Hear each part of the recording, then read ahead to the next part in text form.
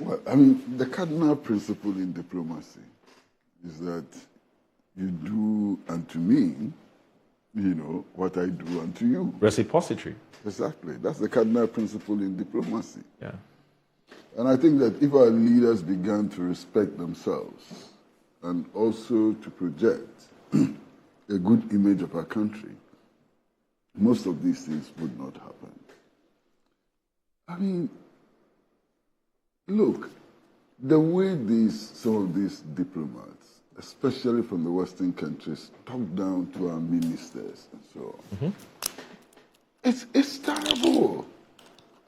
This happens because of a total lack of respect for our leaders, for our institutions, and for our citizens. And I think that it's about time that our leaders, themselves demonstrated that they respected themselves. And if they did that, perhaps some of these things would not happen. You understand? If Ghanaians applying for visa to a particular country are denied access to the embassy premises and have to stand in the sun, citizens of those countries who are also applying for visas to Ghana must be treated the same way. If they are charging $200 per visa application, we should also charge $200 for visa application. Finish. Do we have the kahunas to do that? We have what? The kahunas to do that. Do we What have is kahunas about this? Okay. Do we have the That's the cardinal courage principle. to do that? Well, it's about leadership. That's what I'm That's talking the about. blame I was talking about. Yeah. Yeah, that's the blame. I pass there every day. Yeah. I pass there every day. I mean, look, I don't want to talk about specific instances. Yeah. On what basis would a president of our republic, go to the house of a high commissioner or of an ambassador? On what basis? But it happens here. Our ministers,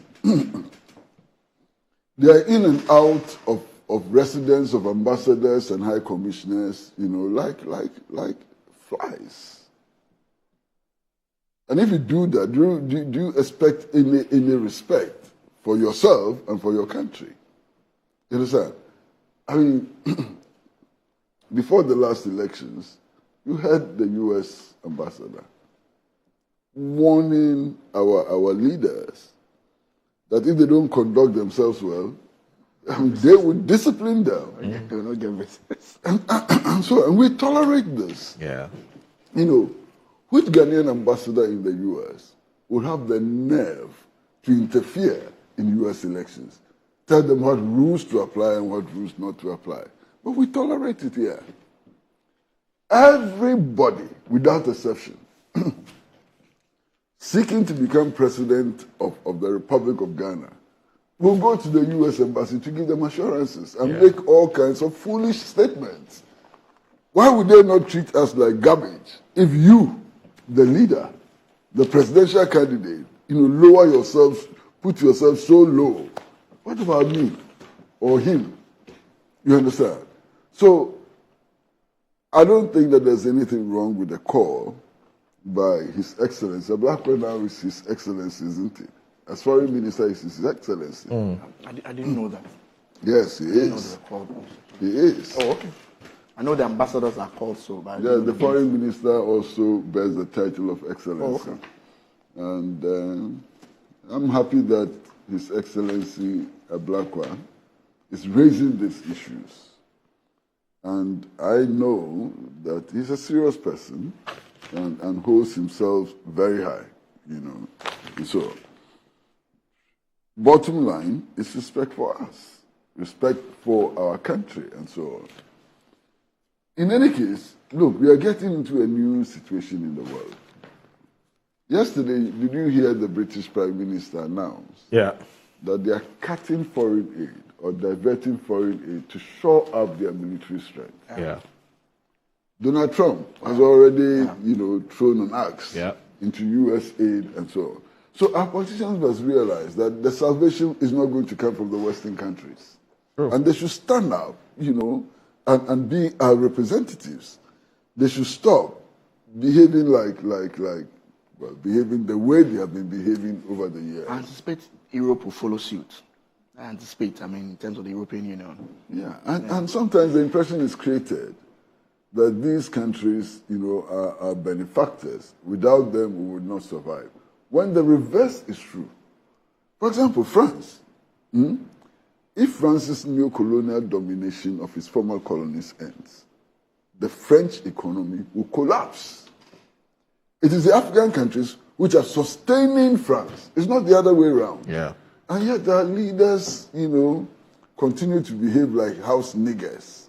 Anytime they're going to take a measure, they are thinking about what would be the attitude of the ambassador, of some country and so on. Is that how they treat our ambassadors? Let's get real and stop this. But Collins, this is not the first time this matter has come up. Look, very incredible things happen. Really. Prominent Ghanaians, probably a head of department, so applies for a visa to a country. And then this consular officer, not even the consular, some very low-grade diplomat, is sitting in the cage and asking you to prove that you return to your country. Yes. What an insult. And we take it. What an insult. In this experience, Parliament were embarking on an official, what do you find wrong official with that? trip. Bro, let me just give you wrong this. with it? Why? Why do they assume that their countries are heaven? And that we want to escape from hell to their countries? Yeah, but isn't that the impression we create to them? But that's the point I'm making. Yes. I'm talking about the problem being with our leaders who lie prostrate before these diplomats. Yeah, so I'm saying, don't blame them, blame us. No, all. I think that a large part of the blame goes to our leaders who have no dignity, who have no sense of dignity. You understand? Who lie prostrate before these diplomats, especially from the Western countries. That's where the problem is. Look, and you have traveled quite a bit. You travel around the world, and when you get to the airport, there are different lines. One for foreigners and one for citizens. You see how the citizens line runs very fast. You have no hassles. Yes, true. Yeah. When you come to Ghana, the line for foreigners, fast. You understand? The other way around. The other way around. Yeah. It doesn't make any sense at all. Share disrespect. You understand? Complete disrespect for us. And I think we've got to stand up. This reset agenda Must include that. must include, our leaders demonstrating a certain level of dignity, in their dealings with other countries and other representatives of other countries and so on. Yeah. The reset agenda must include the effort, to dignify, the Ghanaian citizen, to dignify our country and so on. We have to do that. We have to stop treating them as tin gods. We were going on an official trip Yes. to France, Paris, for the Olympics, part of the sports committee. So Parliament, everything is being paid by Parliament and all that. I got a call from the French consulate that I should bring my bank statement. I asked them, what is the bank statement for? They want to find out whether I'll be able to take care of myself. Parliamentary delegation. Parliament delegation, I'm telling you. And you still went? No, and I told him that I will not do that. If that is the case, then I'm not going. Then they called Parliament. I think there was a conversation here and there. Yes. Later on, he called to apologize. I said, no. They want to know whether you have strong social, No, but I'm not going. I'm not even going on socio-economic my ties. own. Yes. This is a parliamentary It's a delegation. parliamentary delegation. There's a letterhead from Parliament with the members of Parliament who are attending the program. And they said we should go and bring our bank statement. Personal bank statement to show that we can take care of ourselves. That's how low. Yeah, so it's quite see interesting us. sometimes. And they're thinking that, look, their countries are, it's heaven, as Uncle Kwesi said. And so when we go, we don't want to come back. And that's why they put all these fetters and impediments on our way. When I hear the threats, It's to just terrible. Ghanaian officials, Ghanaian leaders, that if you don't behave, if you don't follow our directions and so on, we refuse you a visa. I laugh. It's as if their countries are heaven. They are not heaven, for goodness sake. Why? I'm sure that you are quite familiar with the streets of New York. Yeah. I mean, how do you feel comfortable in the streets of New York? The homeless people, the insecurity, and so on. And they still think that those places are heaven. They are not heaven. Well, if you look at the number of visa applications that they receive, Kwesi, it may not bear this fact. I mean, quite clearly, there's a certain craze for traveling abroad, especially when it comes to America.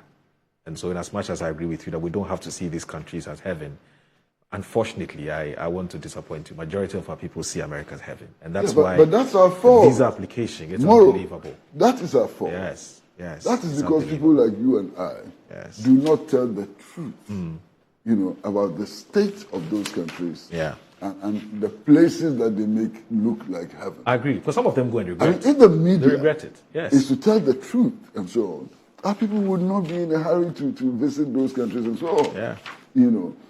I had an experience, I think, in 1979. I was in Philadelphia, and I had a strange visit by a Ghanaian who had been there for 3 years. Uncle, this is 1979. Why? It makes you feel very alienated. Okay, so you're not being fair to him. I'm not being fair to the 83-year have not been born there. Please cite a different example. We'll beg you. No problem. An example we can relate. Okay. Yes. But I'm in my hotel, and this guy comes to me, and he says he's Ghanaian. And I'm wondering how he got to know that I was in the hotel in the first place, And then he invites me to his home. So I agree, and then we start moving, and he says, so it's only a few blocks away. And we keep walking and walking for more than 1 hour. It turns out that he doesn't have money on him for transportation. Yeah. So we had to walk 1 hour to get to his home. And do you know what his home was? He was living in an uncompleted building. Oh, I see. In winter, without heating and anything. So we get there, and this guy decides to give me lunch, and he brings out the condo. And apparently it's some condo that he got from Ghana or he took from Ghana and so on, completely rotten and smelly. That's what he's going to eat. And then after preparing the banku and so on, there was no fish, no meat. So I had to buy it. So I turned to him and I said, my brother, Ashite, why are you here? Why are you here? I mean, in Ghana, even if you are unemployed, your conditions of life will be better than this one. And he said, well, I've been here for 3 years, and I can't go back to Osu empty-handed. They will laugh at me. Yeah. So I'm going to stay here and slave till I manage to get something to go back home. That's the condition. I mean, those places are not heaven. They're not heaven, In most places, there's nothing there. I'd rather stay in Kotobabi Down than to stay in some parts of the United States of America.